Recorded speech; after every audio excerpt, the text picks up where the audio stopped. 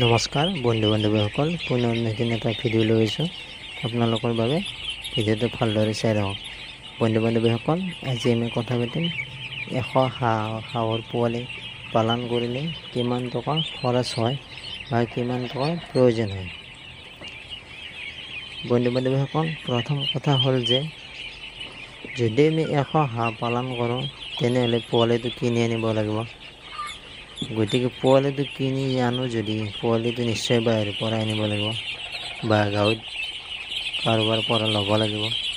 গতিকে পোৱালিকেইটাৰ দাম হ'ব গাঁৱত প্ৰায় এটা পোৱালিৰ দাম 50 টকা। যদি বেছিকৈ পোৱালি লোৱা যায় তেনেহ'লে 45 টকামানকৈ পায়।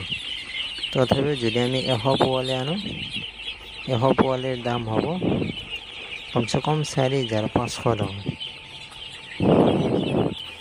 আৰু সেই পোৱালিকেইটাক আমি লালন পালন কৰিব লাগিব বা লাইট দিব লাগিব। প্ৰথম কথা কি, সেই পোৱালিকেইটাক সৰু অৱস্থাত আমি দানা খুৱাব লাগিব। অৰ্থাৎ এক বেগ দানা যদি আমি আনো তেনেহ'লে 2,000 বা 2,200 টকাৰ ভিতৰত পায় আৰু। গতিকে এক বেগ দানা আমাৰ 100 পোৱালিত কিমান দিন যাব? বৰ বেছি 18 দিন বা 17 দিন। গতিকে আমি প্ৰথম কথা হ'ল যে আমি কমচে কম 30 দিন বয়সলৈকে এই দানাটো খুৱাব লাগিব। আৰু এই দানাটো কমচে কম 2 বেগ দানা খুৱাব লাগিব। 2 বেগ দানাৰ দাম আমাৰ হ'ব 4,000 টকা। তাৰপিছত আমি দানাটো ইউজ নকৰি আমি এটা কাম কৰিব লাগিব কি, দানাটো ইউজ নকৰিকে আমি এটা যিটো আমাৰ ধানৰ মল গাঁৱত পায়, সেই ধানৰ মলটো ইউজ কৰিব লাগিব। অৰ্থাৎ ধানৰ মলটো অকল ধানৰ মলে দিলে পোৱালিটো ডাঙৰ নহয়।